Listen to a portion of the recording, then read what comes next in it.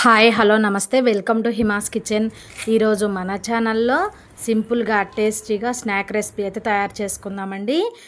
ఎలా తయారు చేయాలో చూద్దాం, వచ్చేసేయండి. ముందుగా అయితే స్టవ్ ఆన్ చేసి కడాయి పెట్టుకొని ఒక స్పూన్ వరకు ఆయిల్ వేసుకోవాలి. ఒక పావు స్పూన్ వరకు జీలకర్ర వేసుకోండి. అలాగే ఒక 2-3 పచ్చిమిర్చిని ఇలా సన్నగా ముక్కలుగా కట్ చేసి వేసుకోవాలి. ఈ పచ్చిమిర్చిని అయితే కనుక 1 నిమిషం పాటు ఫ్రై చేసుకోవాలి. తర్వాత ఇందులో 1 కప్పున్నర వరకు నీళ్ళని పోసుకోవాలండి. ఏదైనా సరే ఒక గ్లాస్ కానీ లేదా కప్పు కానీ కొలతగా పెట్టుకొని ఈ కప్పు కొలతలతో అయితే తయారు చేసుకోవాలి. నేనైతే 1.5 కప్పు వరకు నీళ్ళని పోసాను. ఒక అర స్పూన్ వరకు నువ్వులు వేసుకోండి, టేస్ట్ బాగుంటుంది. తర్వాత ఒక పావు స్పూన్ వరకు సాల్ట్ వేసుకోవాలి. అలాగే మీ దగ్గర రెడ్ చిల్లీ ఫ్లేక్స్ ఉంటే ఒక అర స్పూన్ వరకు వేసుకోండి, లేదంటే కనుక కారమైనా కూడా వేసుకోవచ్చండి. ఈ రెడ్ చిల్లీ ఫ్లేక్స్ వేయటం వల్ల టేస్ట్ అయితే చాలా బాగుంటుంది.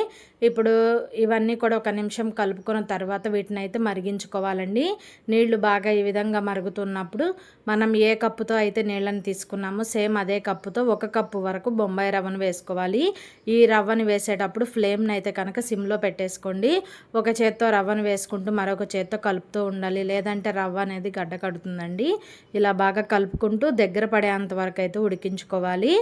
ఇలా కంటిన్యూగా కలుపుతూనే ఉండాలండి, లేదంటే కనుక రవ్వ మనకి గడ్డలుగా అవుతుంది. కాబట్టి ఇలా కంటిన్యూగా కలుపుకుంటూ మనం బాగా దగ్గర పడి కడాయి నుంచి సపరేట్ అయ్యేంత వరకు అయితే కనుక రవ్వను బాగా ఉడికించుకోవాలి. ఇలా బాగా దగ్గర పడిన తర్వాత స్టవ్ ఆఫ్ చేసేసి ఒక ప్లేట్ తీసుకొని మనం ఉడికించుకుని రవ్వ మిశ్రమాన్ని అయితే ఈ ప్లేట్లో వేసుకొని కొంచెం స్ప్రెడ్ చేసుకోండి. ఇలా స్ప్రెడ్ చేయడం వల్ల మనకి రవ్వ మిశ్రమం అనేది తొందరగా చల్లారిపోతుంది. ఈ విధంగా కాస్త స్ప్రెడ్ చేసుకొని పక్కన పెట్టేసేయండి. ఒక 5 నిమిషాల తర్వాత మనం చేత్తో తాకగలిగే అంత వేడి ఉన్నప్పుడు మనం ఈ రవ్వ మిశ్రమాన్ని అయితే కనుక బాగా కలుపుకోవాలండి.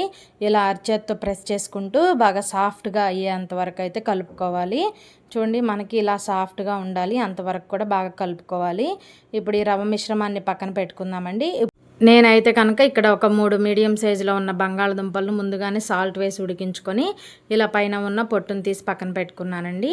వీటిని అయితే కనుక మనం మ్యాషర్తో మెత్తగా మ్యాష్ చేసుకోవాలి, లేదంటే ఇలా ఎండు కొబ్బరి తురిమేది ఉంటుంది కదా, దాంతో అయినా సరే మెత్తగా అయితే ఇలా తురుముకోవాలండి. ఇప్పుడు ఇలా తురుముకున్న తర్వాత మనం ముందుగానే రవ్వ మిశ్రమంని కలిపి పక్కన పెట్టుకున్నాం కదండి, ఆ ప్లేట్లోనే మనం ఈ తురుముకున్న బంగాళదుంప మిశ్రమం అంతా కూడా ఈ రవ్వ మిశ్రమం ఉన్న ప్లేట్లోనే వేసుకోవాలి. ఇప్పుడు ఇందులో ఒక అర స్పూన్ వరకు ధనియాల పొడి, పావు స్పూన్ వరకు జీలకర్ర పొడి, అలాగే ఒక 1 స్పూన్ వరకు కారం వేసుకోవాలి. అలాగే ఇందులోనే ఒక అర స్పూన్ వరకు గరం మసాలా కూడా వేసుకోండి. అలాగే కొంచెం కరివేపాకుని ఇలా కట్ చేసి వేసుకోండి. అలాగే సన్నగా కోసి పెట్టుకున్న కొత్తిమీరను కూడా వేసుకొని ఈ మొత్తం కలిసేలాగా బాగా కలుపుకోవాలండి. ఈ రవ్వ మిశ్రమంలో ఈ బంగాళదుంప అలాగే మసాలాలన్నీ కూడా కలిసే విధంగా కలుపుకోవాలి. ఇక్కడ నేను బంగాళదుంపలను ఉడికించేటప్పుడు సాల్ట్ వేసాను, అలాగే రవ్వను ఉడికించేటప్పుడు సాల్ట్ వేసాను కాబట్టి ఇంక ఇక్కడ నేను సాల్ట్ అయితే వేయలేదండి. మీరు బంగాళదుంపలు ఉడికించేటప్పుడు సాల్ట్ వేయకపోతే ఒక పావు స్పూన్ వరకు సాల్ట్ని కూడా వేసుకొని ఇలా బాగా కలుపుకోవాలి. ఇప్పుడు చేతికి కొంచెం ఆయిల్ అప్లై చేసుకొని కొంచెం ఈ రవ్వ మిశ్రమాన్ని తీసుకుంటూ ఇలా అరచేతిలో వేసి ప్రెస్ చేసుకుంటూ ఇలా రౌండ్ బాల్స్ లాగా చేసుకోవాలండి. ఈ రవ్వ మిశ్రమం అంతా కూడా ఇదే విధంగా చేసుకోవాలి.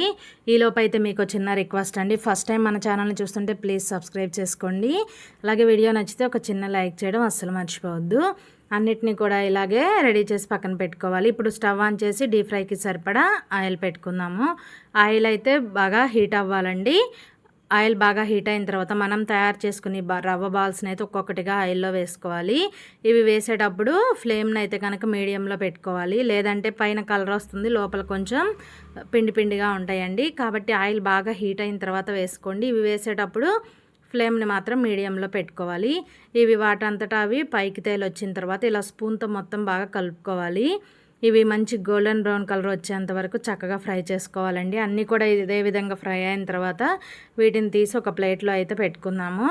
ఇదే విధంగా ఇంకా కొన్ని మిగిలి ఉన్న బాల్స్ని కూడా అయితే ఇలాగే ఆయిల్లో వేసుకొని మంచిగా గోల్డెన్ బ్రౌన్ కలర్ వచ్చేంత వరకు ఫ్రై చేసుకోవాలి. అంతేనండి, సింపుల్గా టేస్టీగా మనకి ఆలు రవ్వ బాల్స్ అయితే రెడీ అయిపోయినాయి. గుల్లగా కరకరలాడుతూ చాలా క్రిస్పీగా ఉంటాయండి. తప్పకుండా ట్రై చేసి చూడండి. ఇన్స్టెంట్గా అప్పటికప్పుడు స్నాక్స్ ఏం లేనప్పుడు ఇలా చేయండి, చాలా రుచిగా ఉంటాయి. వీడియో నచ్చితే please like, share, subscribe my channel.